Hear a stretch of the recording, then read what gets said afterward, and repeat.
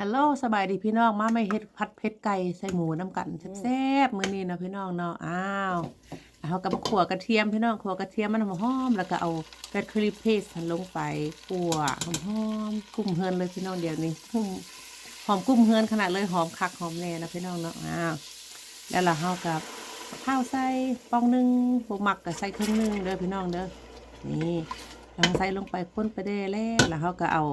เครื่องปรุงลงพี่น้องมันจะมีน้ำมันหอยซีอิ๊วน้ำปลาแป้งนัวน้ำตาลอย่างก็ใส่ลงไปเนาะมักรสนั่นแหละก็เฮ็ดไปเลยนี่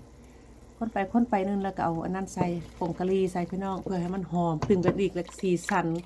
ขัดในน้ำปลาใส่น้อยนึงอีกนี่แล้วก็เอาไก่ลงไปไก่นี่แกมันปีกไก่เด้อมันอีหยังดอกค่อยปาดมันปีกไก่ใหญ่ค่ะนะก็จะเลยปาดมันเป็นเปียงแล้วก็เอาหมูใส่น้อยนึงหมูใส่ข้างๆนั่นเห็นไหมลูกๆกินดอกพี่น้องนะเขากินกับข้าวเจ้าเขาหมักนิดหน่อยนะแล้วก็ข้นไปข้นไปข้นมา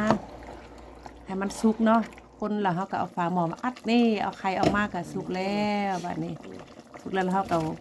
หอมบัวใหญ่ใส่เอามะเขือเทศเพี้ยวใส่แล้วก็คนบ่ต้องให้มันคนเป็นต้นเละดอกเพราะแต่มันแบบหยุบลงหน่อยนึงแล้วก็เอาใบบัวละพาลงกับบ่งามเด้อหน้าตาบัวละพามือนี้พอมันอันเก่าแล้วอยู่ตู้เย็นซอกอยู่ตู้เย็นมาเฮ็ดกินพี่น้องนี่หน้าตาก็จะออกมาแบบนี้แหละพี่น้องเอ้ยผัดเผ็ดไก่ใส่หมูคอยมือดิแซ่บพี่น้องมาเด้อมากินข้าวน้ำกันแซ่บหลาย